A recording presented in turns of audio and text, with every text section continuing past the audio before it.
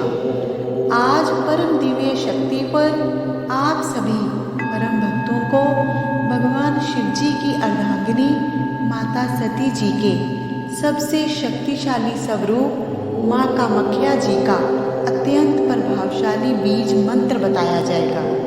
इस दिव्य मंत्र के नियमित 108 बार जाप अथवा श्रवण से आप सभी माँ के भक्तों को अविश्वसनीय सकारात्मक परिणाम प्राप्त होंगे।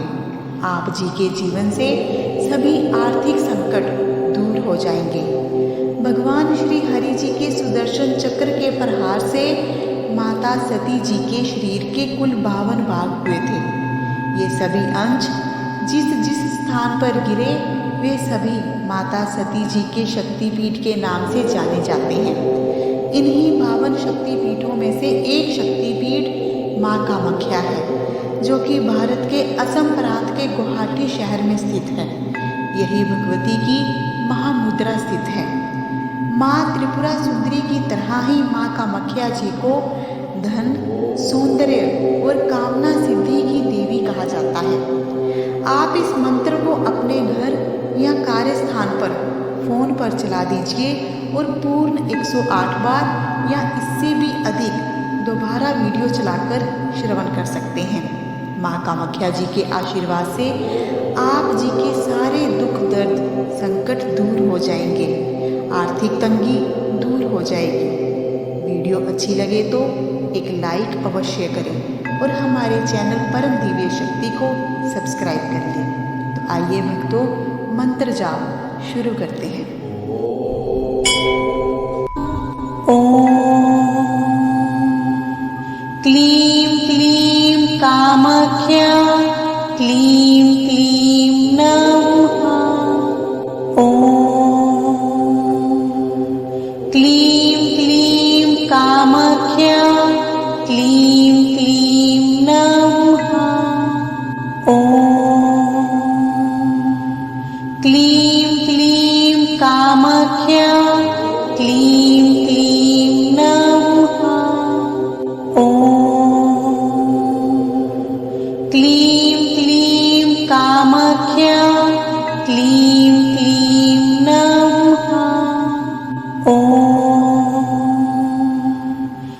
क्लीं क्लीं कामाख्या क्लीं क्लीं नमः। ओम क्लीं क्लीं कामाख्या क्लीं क्लीं नमः। ओम क्लीं क्लीं कामाख्या क्लीं क्लीं नमः। ओम क्लीं क्लीं कामाख्या क्लीं क्लीं नमः। ओम क्लीं क्लीं कामाख्या क्लीं क्लीं नमः। ओम क्लीं क्लीं कामाख्या क्लीं क्लीं नमः। ओम क्लीं क्लीं कामाख्या क्लीं क्लीं नमः। ओम क्लीं क्लीं कामाख्या क्लीं क्लीं नमः। ओम क्लीं